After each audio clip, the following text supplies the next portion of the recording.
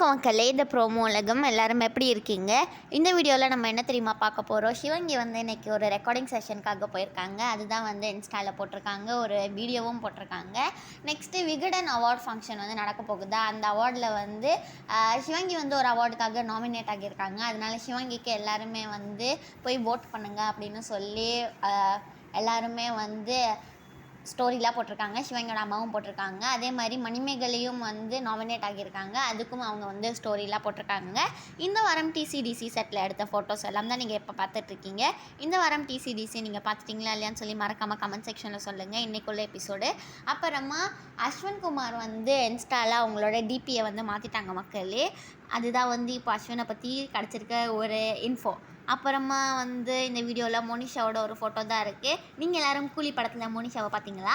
இந்த வீடியோ உங்கள் எல்லாருக்குமே பிடிச்சிருக்கும்னு நினைக்கிறேன். பிடிச்சிருந்தா மறக்காமல் லைக் பண்ணி, ஷேர் பண்ணி, கமெண்ட் பண்ணிடுங்க. பாய்.